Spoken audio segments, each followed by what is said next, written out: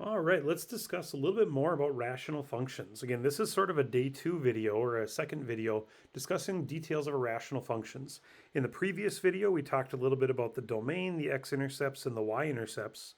In this video, we're going to talk about what it is to have a hole in a graph of a rational function, and also what it is to talk about vertical asymptotes. Basically, the two parts of a rational function where there'd be an issue in the domain. And again, we've already talked about finding the domain of a function. Now we have to classify sort of what are those, as we call them, discontinuities. Why do they occur, and how does that work? First thing we want to realize is that getting rational functions can get a little bit difficult. They can have some issues at certain numbers. So looking at the function up top here, again, we've got an x minus 3 in the denominator, which is why down here we find out that when we try to plug in x equals 3, again, we get an undefined value. It would have been 7 over 0, and you can't divide by 0. So again, we're undefined. Now, I've got a few points plotted already. You'll notice when x is 0, 1, and 2, or 4, 5, and 6, we've got those plotted over on the graph. But the question is, what do we do at x equals 3? Do I connect those last two dots, which would assume that, again, there's points in between, and there are some points in between, and we'll look at that in a second. But again, I don't want to cross over x equals 3 because there definitely isn't a point there. So what happens when we plug in numbers that are really close to 3, right? Things between 2 and 3 or between 3 and 4? That's really the question. Let's look at between 2 and 3 first. So in between there, we need to pick some numbers that would be, 2 point whatever, 2.5, 2.9. And I went ahead and said 2.999. What if we got really close to 3? Well, and notice what happens to my values. We're definitely well off the graph to the right here. Even at 2.5, we're up at at negative 13. We're down at the bottom here.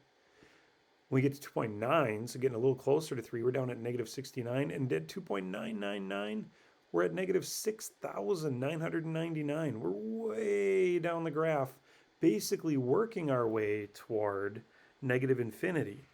So again, when we're connecting these dots, right, and we're going down, down, down this way, we're working our way infinitely down toward negative infinity.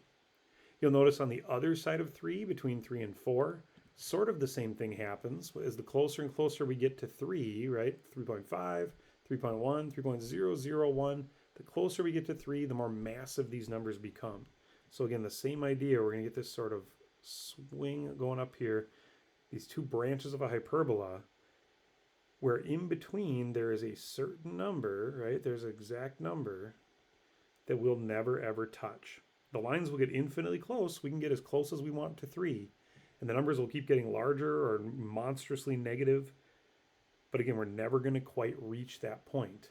Again, that is what we call a vertical, because it's traveling up and down, asymptote. Right? Because it's a line we're getting infinitely close to and never going to quite touch. So that's why we have vertical asymptotes, or again, a break in our graph, a discontinuity, right? It's not a one smooth line.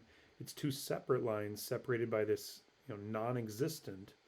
That's why we use a dashed line there, right?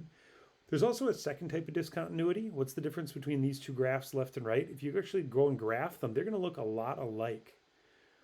But again, the one on the left is just a linear equation, so it makes sense. Start at negative 3, slope of 2. Makes sense. We would go infinitely up to the right and down to the left. No big deal. For the graph at the right, it looks exactly the same. It looks almost exactly the same. And if you actually factored a little bit, again, we would have x plus 1 on the bottom. We've already got that going there. We would also have, if you actually went and factored, we'd have to have 2x and x to make 2x squared. I can tell you right now that it's actually a plus 1 up top here and a minus 3. And if you went ahead and foiled that together, again, distribute that together, you'd get what's in the numerator up there. But you'll notice the important part of this, that means that we have the same factor on the bottom that we do on the top. So taking those out, you'll notice that's why these graphs look alike. This looks exactly like our last graph, 2x minus 3, and we get that same line. The difference is because we had x plus 1 on the bottom, as we mentioned the other day, the domain, right, would not include that negative 1, right? What would have made the denominator into 0. So in that case, at negative 1, and you'll notice we're down here at negative 5, our line goes right through there, we would actually have an open circle, or what we normally call a hole in the graph. Our line's going to go infinitely up to the right. It's going to follow that exact, straight line down to where we go. We're going to jump over that point, and then our line would keep on going, because at negative 1, negative 5, we would have a hole in the graph.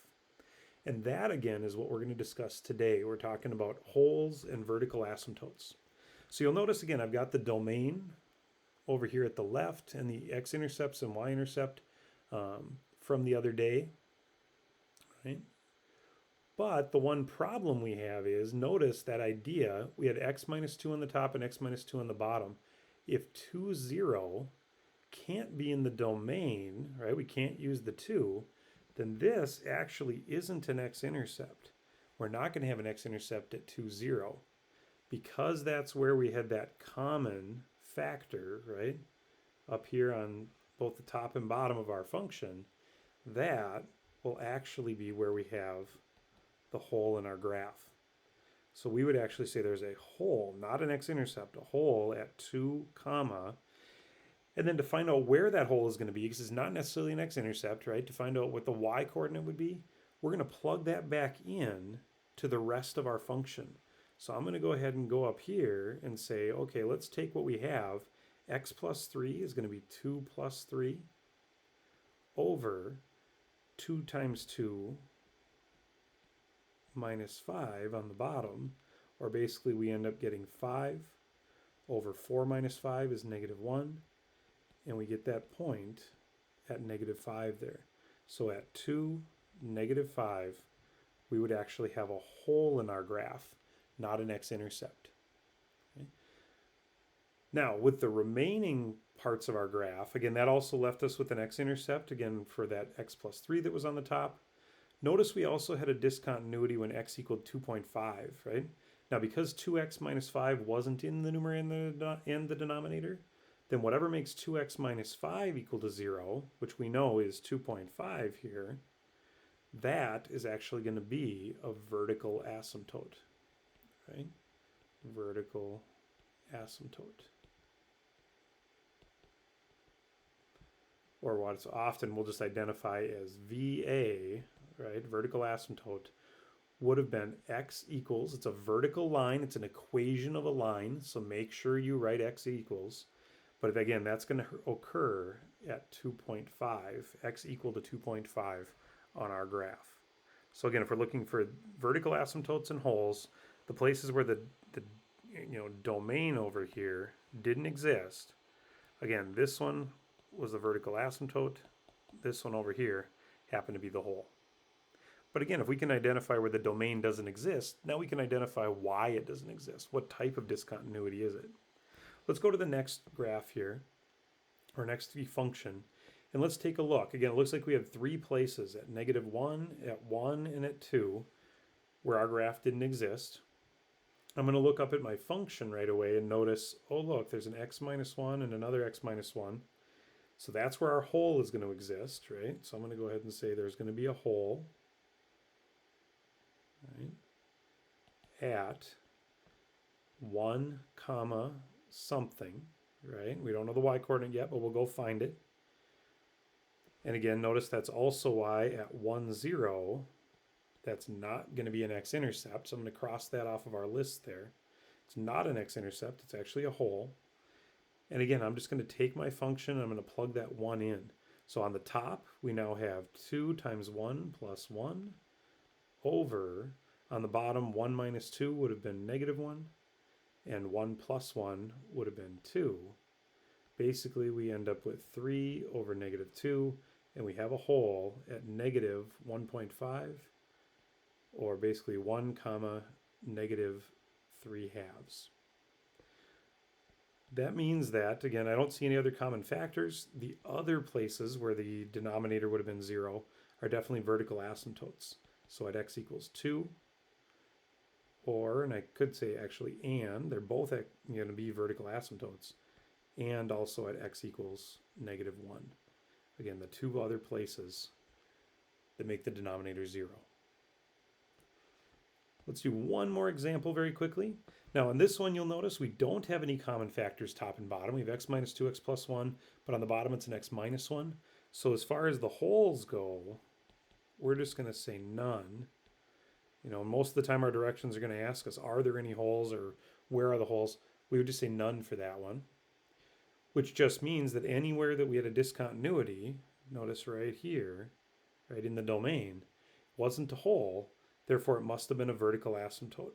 So we'll just say VA, right, vertical asymptote at x equals, well again, whatever would make the bottom 0, which means at x equals 1, where we had already identified that problem in the domain, that's going to be a vertical asymptote of x equals 1. Don't forget to write that down as an equation. Again, x-intercepts are points, y-intercepts are points, vertical asymptotes are lines. That's a vertical line saying that we cannot graph any points when x equals 1. Our graph is undefined when x equals 1. I hope that helps you with vertical asymptotes and holes. If you have any questions, make sure you talk to your teacher. Otherwise, have a great day.